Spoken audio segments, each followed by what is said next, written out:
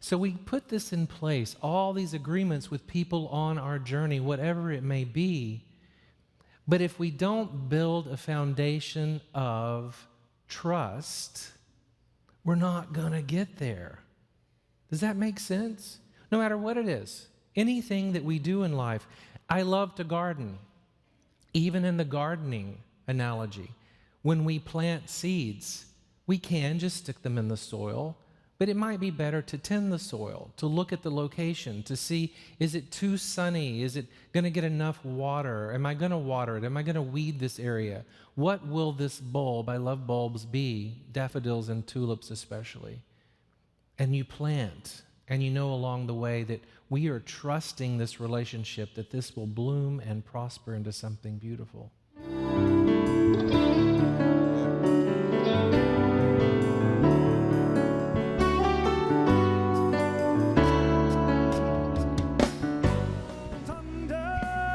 Understand my reason to be brave.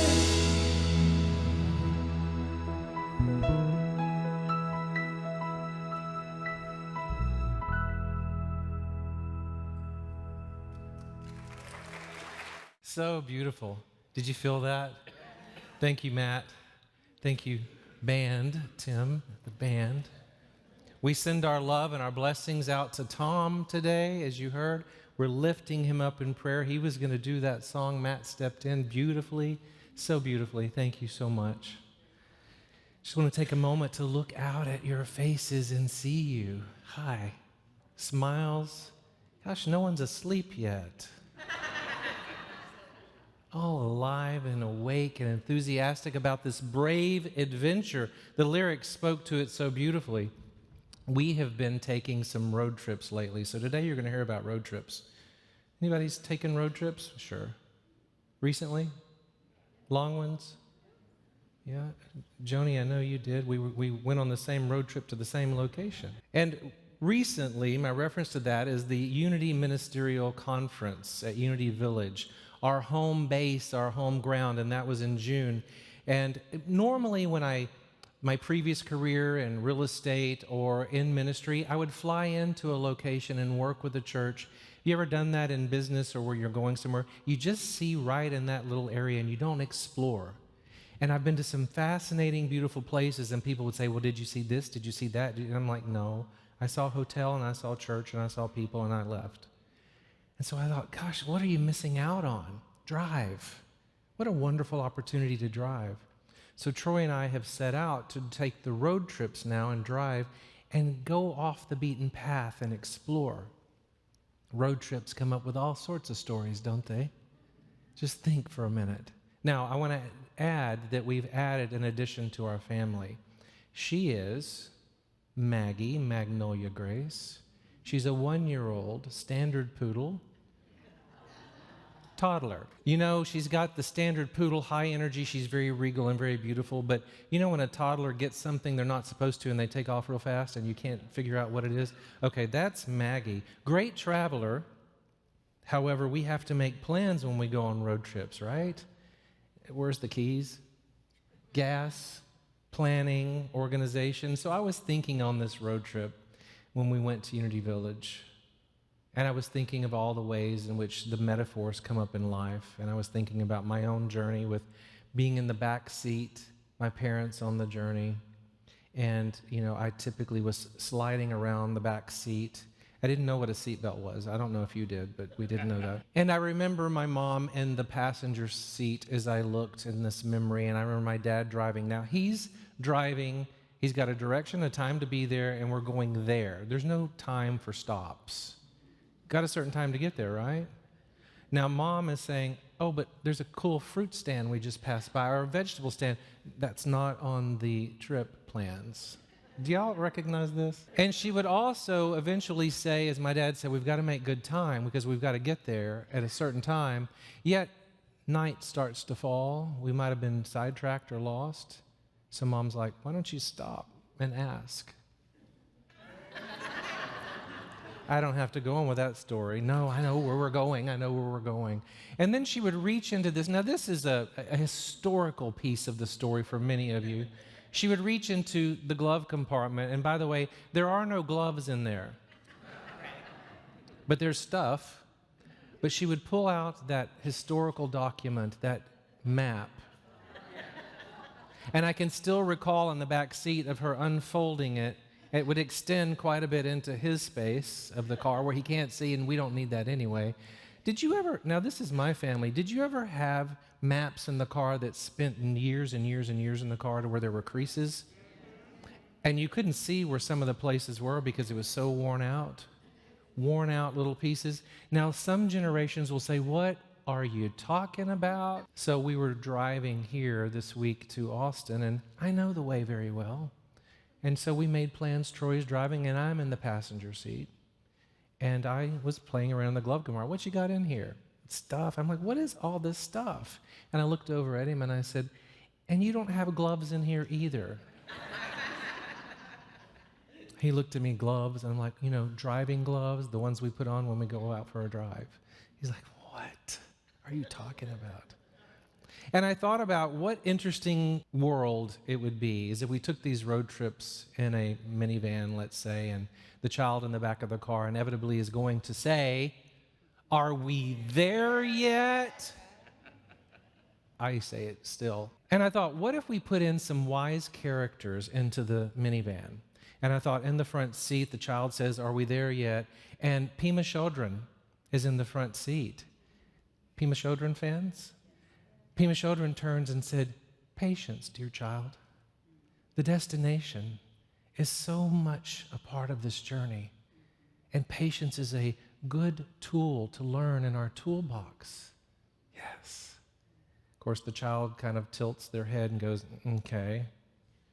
But right in that next seat behind Pima Chodron is Brene Brown.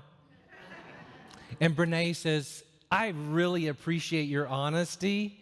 And what about if we got some snacks for the trip? And how about some vulnerability karaoke? The child is not finding this a whole lot of fun. And then the next person in the seat is Deepak Chopra. Deepak Chopra, very gentle voice, if you've heard his voice before, turns and says, young one, this is an opportunity to expand our consciousness, to grow and to develop into what we can be, but the gems are the delays along the path that bring us to something even more beautiful, to grow and expand into the beauty of the consciousness of the universe. At this point, the child, fully exasperated, says, could someone please tell me if there's at least a bathroom when we get there? I thought about that as the child will likely turn to the device and say, Google Maps, Siri, someone get me out of this van right now, or at least tell me if there's a bathroom. Who are these people? So I was thinking about the wise characters that may be along our ride, our favorite authors, our books. I thought about people like Jesus that could be in the car and the different voices that we might hear in these moments. So many were coming to mind that could be used in a metaphor like this. But I also realized that there's the wise teacher within each one of us. That brave, bold teacher that sometimes doesn't speak up and say, but intuitively, I know the way. Because what's important on our adventures is braving the adventure with head and heart and balance. What I mean about that is we oftentimes in communities, in organizations, in faith-based communities, in relationships, we set out on a journey and we know where we're going, like the plan. Here's where we're going. I have an agreement to be in June at Unity Village by a certain time to meet the students. And by the way, the new group that just kicked off, we have a new redesigned education plan. And the new ministerial students kicked off in June that are going to be on the path for the next few years. And I am one of the cohort leaders to walk with them. So that was my number one goal, to be there, to wrap my arms around them, for us to bond and create connection and be with them through this very challenging, at times, journey. Because the goal's in mind, that's licensing and ordination. But seminary will tell us on the way there will be so many new adventures during that trip. And with that in mind, we make plans and we see the vision. We can create a strategic plan. We can know where we want to go, and we can know all the ways in which we'll get there. But we also need to have what along the way? Commitment, accountability. Who's going to join us on this road trip? What kind of plans did we make? Like with Troy and I say, did you pack the snacks? He says, for Maggie? I'm like, oh, yeah, Maggie's good, but me. I don't want to be a hangry driver. And you know, on our road trips, there may not be a place to stop just when you need to stop. So you make plans. Do we have gas in the car? If we're going to stop, have you made reservations? There's an accountability and a commitment with that group that we're going to get there, and you're going to say, I have your reservations. And we have an agreement that that's going to work out. So we put this in place, all these agreements with people on our journey, whatever it may be.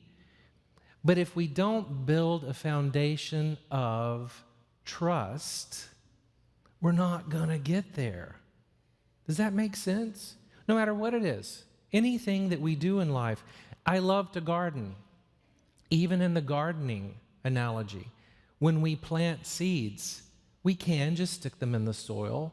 But it might be better to tend the soil, to look at the location, to see, is it too sunny? Is it going to get enough water? Am I going to water it? Am I going to weed this area? What will this bulb, I love bulbs, be? Daffodils and tulips especially. And you plant, and you know along the way that we are trusting this relationship, that this will bloom and prosper into something beautiful. On our journeys, on our road trips, on our brave adventures, we're called to step forward and to be bold and brave and courageous, to not only be there for one another, but to listen to all voices on the journey. Even when Troy might say on the road trip, I think it's a good time for us to stop. Yeah, but we've got time to make up there, and we're going to have to get there at a certain time. And I hear Dad going through me all of a sudden. I'm like, wait, look what you're doing. Have you done that before? Do you ever see one of your parents within your own story? No, do you? But I find it very, very adventurous to take those side trips. And here's what's important about trust. If we have not built the foundation of trust within us and within our relationships, we're not going to make it. And what I mean by that is it's within us too. Trust is a big one to work on within ourselves. Would you agree? Sacred trust, trust within the divine, trust with God, trust within the divine understanding of who we are and who we're called to be. And I realized that we can put that to a test very easily with road maps. So no longer road maps in the glove compartments that's missing gloves, but a navigation system. And in that navigation system, you really don't have to admit this. I'll go ahead and admit it on myself. That it will say, and I know the trip to Austin, for instance. I know that path. I know how to get there. Yet, here comes the voice that says, rerouting. And it's sending me what I know to be that direction, and that is way out of the way. And I know that's probably another hour and a half out of the way. Now, where's my trust? Do I bypass that and go the way I know because it's safe and secure and I've been there before? Or do I follow that?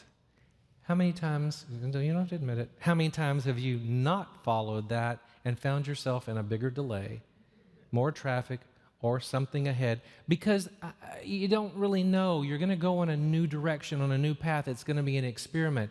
But the more we balance head and heart, the more we follow that intuitive guide, and let's call it the navigation system, we find new places to be and go. I've recently argued with the navigation system a few times.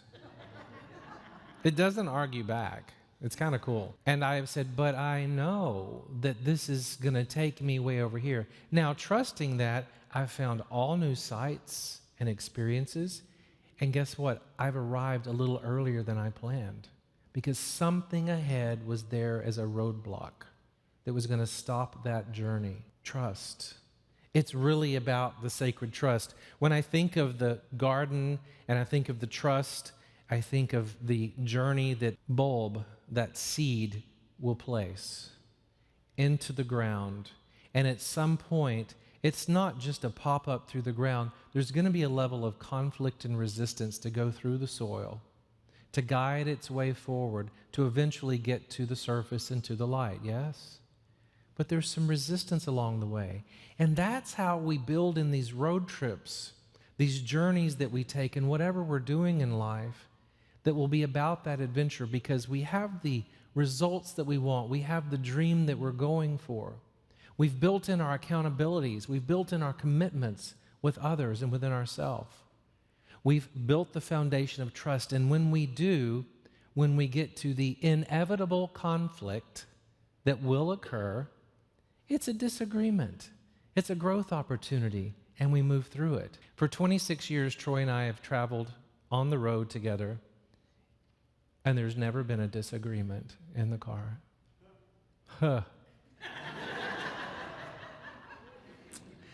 But with sacred trust, you can agree to disagree. You can do the little look out the window pout thing for a little while if you want to. No one here's done that. But you know that you've built trust, so you go through it with ease and grace and with love, and you move on, right? But because there's trust built in. Because if you just go out on the journey and you haven't built that, there's going to be things that are going to fall apart, because we're not going to necessarily get where we thought we were going, but it's going to be beautiful, more than we could have ever thought about. It's very much a creative exercise. I appreciate the creatives. Being a creative myself on this new book that I hope some of you will attend to hear more about this afternoon. It was a creative exercise of vulnerability. I knew where I wanted to go. It's a book, it's musings, it's my photography, and I want to publish it. Well, that's a lot. But as the creatives, as Matt, as the band, as artists, as musicians know, it's a very vulnerable exercise to put yourself out there. And in that journey, the beauty of the book itself is just, it's stunning. It feels good. The layout is so beautiful. That's Troy's designs. I had an attachment to my images. I had an attachment to the words and how they married together and inspired me. But then I gave it over to a designer, a creative, that would take it and maybe see it in a completely different way. I had to work on some of the attachments. There had to be some compromise. And so we did this creative dance to see, okay, I can now see what you're looking at. I hadn't thought of it that way before. I never thought of the butterfly that is one of people's favorites that aligned with this musing rather than the one that I thought. But through new lens, through new eyes, he saw it.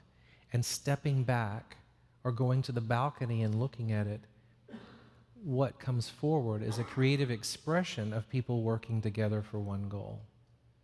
And I love that that book became that type of an exercise. The button that you have today, did everyone get one? And there's more out there if you didn't get one. Peace, unity, laughter, and love. And what I really want to say about that is, as I work on any work that I'm doing, especially this book, there was a lot to edit out. There was a lot to put in. And I didn't want it to end up being 7 or 8 volumes. So on my whiteboard, I said I want it to bring peace in some way, shape, or form. I want there to be a value of unity within it. There's got to be humor if I'm there. There's got to be some laughter if I'm there. And there's ultimately got to be love. And so I kept that in front of me, and as I was looking at the peace, unity, laughter, and love, I said, it's the pull. It's the tug. It's the universal pulling us forward, moving us forward out of what's familiar, what may be awkward and uncomfortable, into something new. The path that we take, the place that we go, that path through the woods I know so well, maybe I'll go a different way and forge a new path. What's that going to look like? There's an uneasiness. There's a discomfort there to go on a new path. Yet at the same time, if we're guided by peace, by the value of unity, by laughter at some of the silly things that we do on those journeys, and ultimately love, I believe we get there. So I knew that was an important guiding force for me, and if it didn't match that, I took it out and didn't go in the book. So I hope those that are finding it, and if you're finding that book, that you're going to find peace, unity, laughter, and love at some point throughout the pages. I was thinking about that brave exercise, that road trip that our co-founders went on. And I know many of you here online also have heard this story before. But who knows if this is the first time someone's hearing this, yeah? Charles and Myrtle Fillmore, co-founders of Unity. In 1891, weren't a part of a church. They were sitting around with truth students, sitting in a meditative space of the silence and stillness. And in that sacred space, into the mind of Charles Fillmore came the name Unity. Well, he didn't keep it quiet. He blurted out, "Unity. That's what we call it. Unity, that's the name for the work we do." He later told people that it came right out of the ethers as the voice of Jesus came to Paul. And so it began this brave, bold adventure, Unity. What would that look like, and what would that become from 1891 till today? Well, I invite you to look around. This is part of an experiment, of a divine expression, of a divine knowing, of saying, I don't know where this is going to go, but let's see.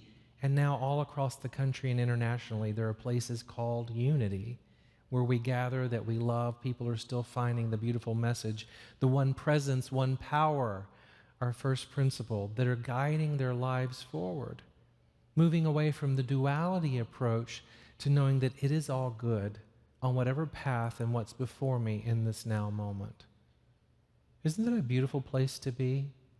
Would you agree? You're here, joining us online or at a recorded time later. I invite you to just listen to that divine knowing that comes up and through us to say, I am called in whatever way, shape, or form.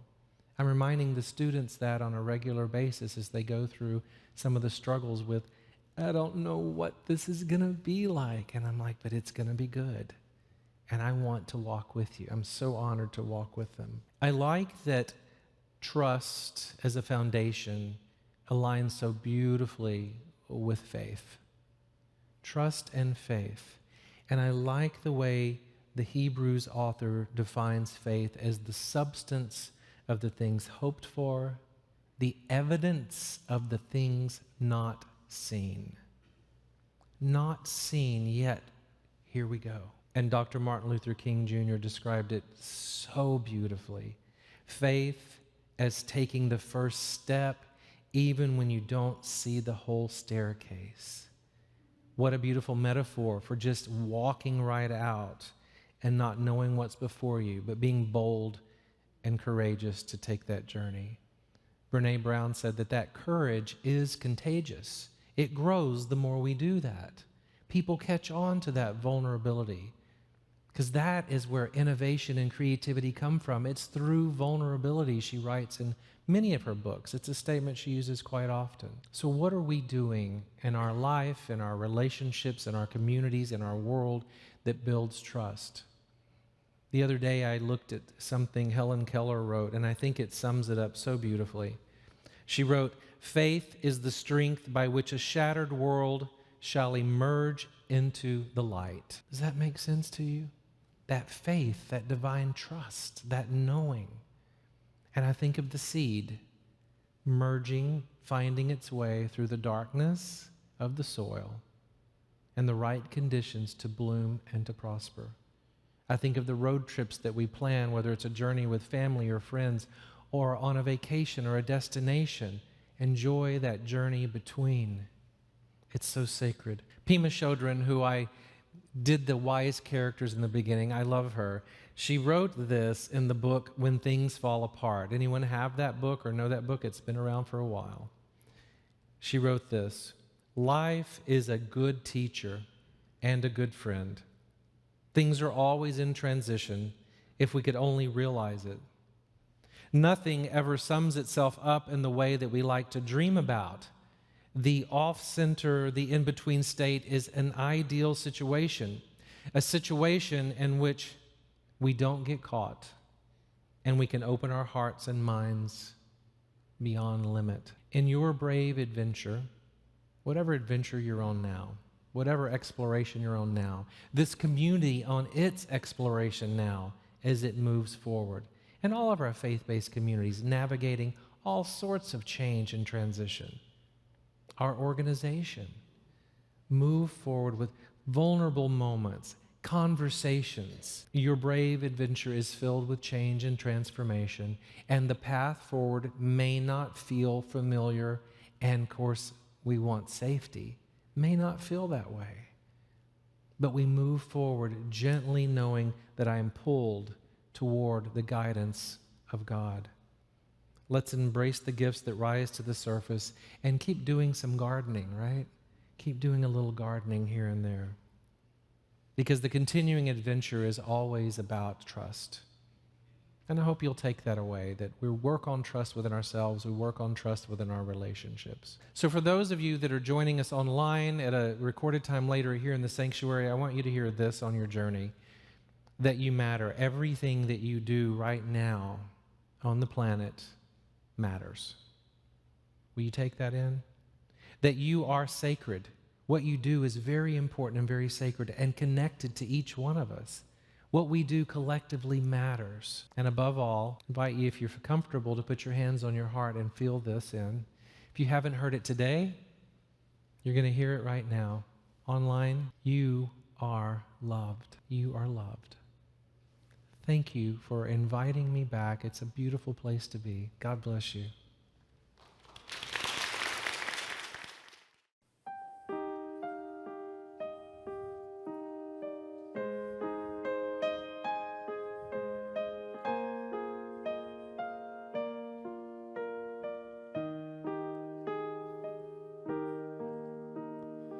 Lead me to the light.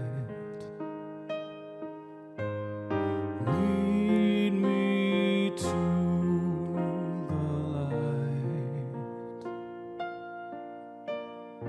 Help me to make it through. Lead me into the light.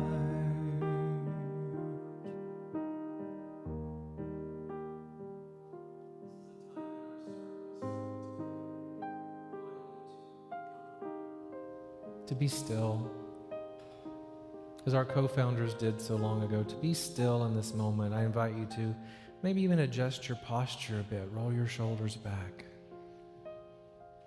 Gently close your eyes if you're comfortable. Feel that sweetness of Holy Spirit right here, right now.